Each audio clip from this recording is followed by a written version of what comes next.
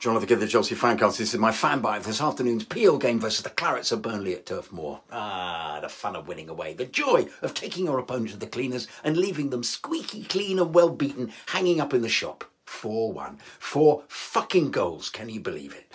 Like all of us, we left Turf Moor with a spring in our trainers and appreciation of one Raheem Sterling, Gillette himself. Never thought I'd be saying that. In fact, I was annoyed that Poch had picked him over Billy Wiz Mudryk in the starting lineup, as Wiz had excelled versus Fulham on Monday. But how it paid off. Gillette centre for the first goal, fouled in the area for the pen, which Palmer put away, scored the third expertly himself, and gave Palmer the pass to assist Jackson for the fourth. Getting better, isn't he? But blimey, talk about a game of two halves. God knows what would have happened if the ball hadn't looped beautifully into the Burnley net towards the end of the first half for the own goal that made it 1-1.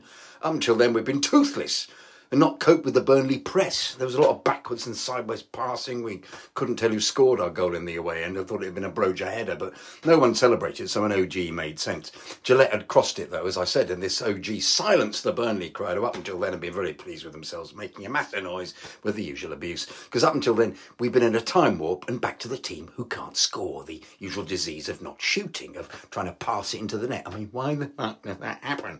Vialli and Hasselbank in their prime had a sniff of a goal, and bap! There it was. First time, no extra touch, no dithering, no passing sideways, no looking for someone else in a better position. The goalie is taken by surprise.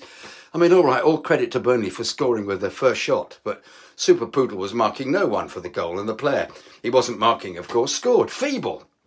For the first 18 minutes, Burnley had not had a single shot on target. There hadn't been a fart from the Turf Moor crowd. And then they get a breakaway, counter-attack goal, and the crowd noise went off the Richter scale. Super Poodle, by the way, played in the first half. As if it had a dog collar made a green kryptonite round his neck, and they exploited his being back to his worst. Pressed a lot and then sat back, and you know how crap we are at breaking down teams that sit back. But the goal changed it all, as did Poch substituting Broja for Short Shorts Jackson, who wriggled about as we know he can, but with more skill and purpose. Didn't get booked, scored a sweet fourth, swivelling away from a tackle, bapping it in. As I say, Gillette's goal swept in with his left foot was terrific, and we should have had another when Wiz on for Gillette, controlled brilliantly, and when in the penalty area, instead of shooting, what is their problem, passed it to Short Shorts, who for some reason only known to himself, backheeled it to no one. But an excellent second half performance. Moises really rivets the midfield, allowing Connor and Enzo to weave their magic. Palmer, a class act, as I keep saying every week. I'm so pleased for his first goal. Other than the totally against the runner play goal, the Colwell-Silva Desai combination looks well solid. Sanchez didn't have much to do, made a fine save in the second half. The ref, Stuart Atwell, was shite, as usual, booked Poodle and Silva for absolutely nothing, and VAR is now so paranoid they actually stopped to recheck the Sterling goal after the game had restarted. The away crowd were fabulous, though, but addicted to singing the Salomon Kalou song. Is a nice tune, though. Gooners next week. No, it's next after the break, isn't it? Yeah, next after the break. 4 victories in a row, please.